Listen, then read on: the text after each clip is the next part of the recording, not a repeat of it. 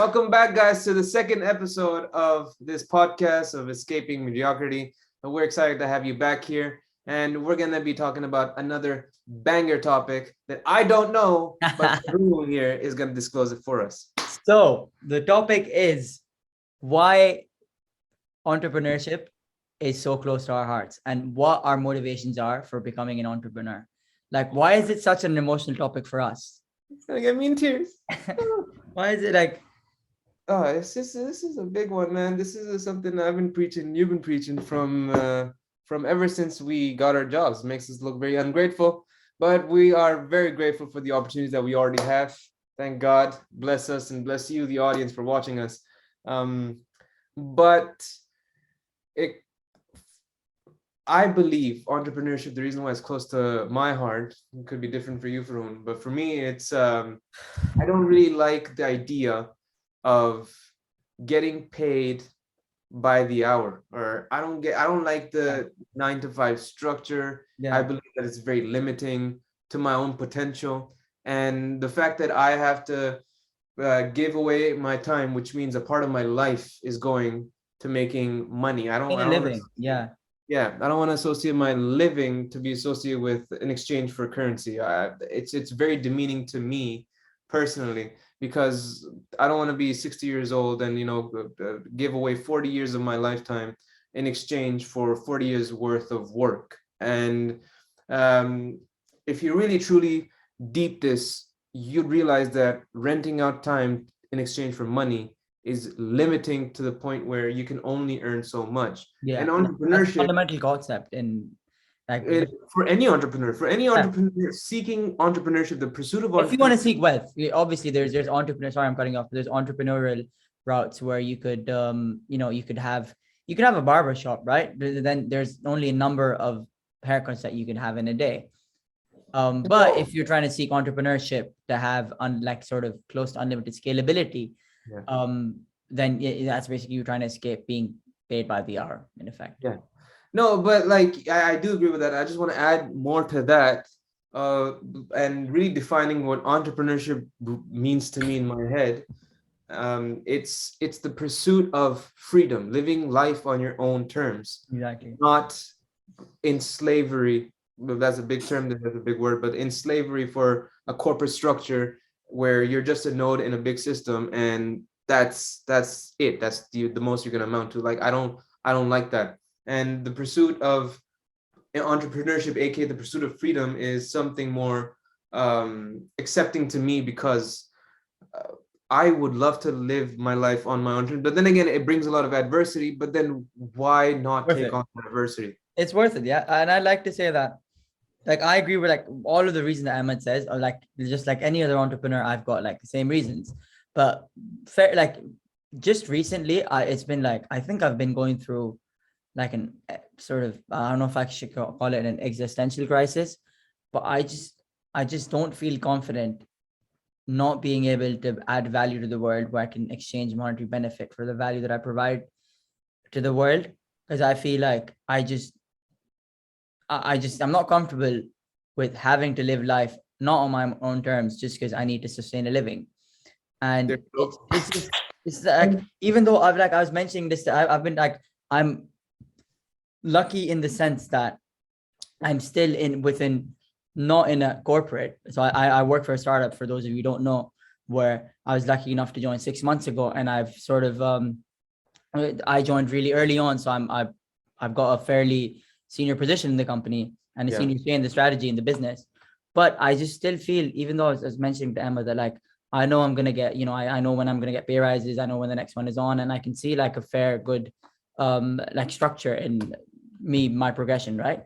But I still my head can't get around progression and trying to grow my net worth or my wealth died with a job. It just doesn't make sense to me. I deeply believe I need to bring some value, and I need to exchange that value for monetary benefit on my own, not with being tied to a company. So I don't feel confident with my primary source of income being based on me having to work for a company and doing a set of tasks that need to be done just because I need a wage. It's just I can't wrap it around my head, and I get severe. I don't know if depression is the right word. I got severely anxious imagining me being Yo, isn't it in the a most job. unfulfilling feeling? Sorry, I think unfulfilling is the right word here. it's very unfulfilling, and like I have like my mental health is just it's like the more I think of it, it just gets really bad. Bro, for me, I got burnt out. I'm not even carrying bricks on my back. What I'm doing a desk job Yeah. just like you are. 9 hours, like 8 hours a day at my desk, just typing away. But the Might fact seem that very I got comfortable. burnt out, Obviously, people yeah, in the third world might think, "Oh, you've got your comfy jobs in London and yeah, Toronto. Why are you complaining?" yeah.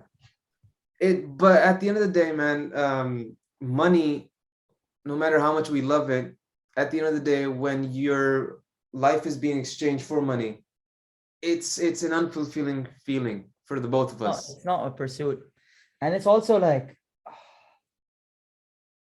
It's it's like I'd rather I tell can't you, respect myself. I don't know why, but like I just as a I I I won't be able to respect myself unless I can like the once because we've fairly recently like sort of walked into adulthood, right? So I graduated 2 years ago. You graduated this year, but you've done a lot of internships and stuff. So you sort of you have an adult experience with that, right? I just graduated, no work experience, and I just walked into corporate, right? But I feel like a really big part of solving the like walking into adulthood is solving the economic engine problem. So as what as entrepreneurs you want to do is you want to build an economic engine where we're self-fulfilling, getting exchanging value for economic benefits to pay off our wages, right, to pay off our bills and stuff. But that is it's like me not being able to solve that problem without giving her my freedom. Like I can't wrap my head around it.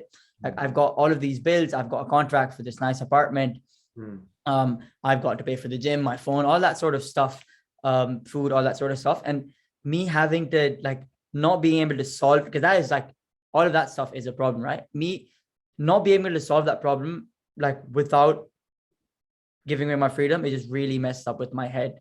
Like it's like the like we need like as entrepreneurs, you'd be like, I deeply, deeply, deeply, deeply, really, really want to build some sort of economic engine where yeah, I don't have to rely or I'm not scared of getting fired or like the company I work for going bankrupt.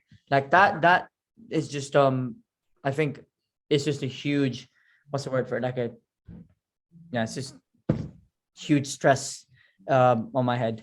yeah. It's I get what you mean when you say that. I can't wrap my head around that either. There's always, as an entrepreneur, you would want this vehicle of income that you can get, which is not attached to your 9 to 5. You know, the dream is when you know you're making money while you sleep, you know you're making money for a long time. 100%. Yeah. When you know your income, your bank account is going in the positives, even on the weekends and the days off. Those are the days that you And really it's want not to do. tied to like the number of hours you put in, right? You can make Absolutely, absolutely. But then again, there's always a payoff. The payoff is if you're living that life, there's no such thing as work-life balance initially, yeah, because yeah, to I agree. get this economic system or the economic engine that Yeah, Farun just highlighted, you yeah, need to get that off the ground. And the way you get that off the ground, you need to give away your weekends, your yeah. friendship, your socials. All of that has to go. But I think it's a good payoff. It is. In I think it's where also not just that, like I think we were talking about this earlier, but like not just your social life and like your work-life balance. You also need to get terms with the fact that you will have your your close friends and family not support you. Oh, that's a big one. But you will have, and it's sad, right? But strangely, or maybe not strangely, strangers on the internet that have never met you will send you support messages or like lovely messages saying keep going and we love your work. And it's like even though we value those messages, but like as humans, we Hmm. really, really deeply meaningful relationships and we crave those messages from the people that we interact with on a day-to-day basis, like our family, our close friends, people we work with.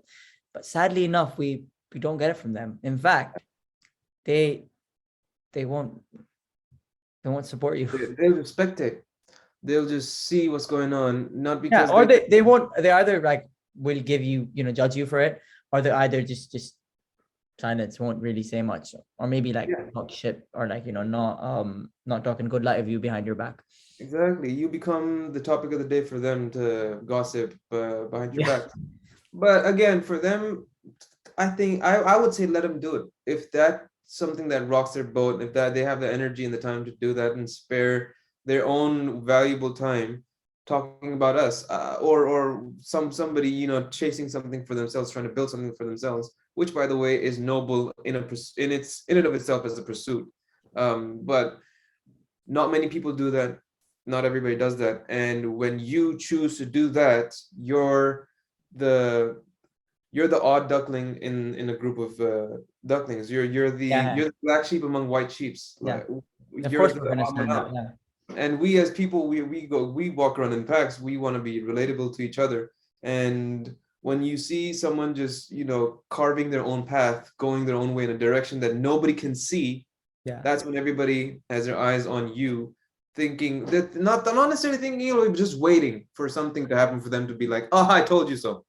Oh yeah, yeah, yeah. But when once you get the a weird level of success, they're like, yeah, Oh, he got lucky. lucky.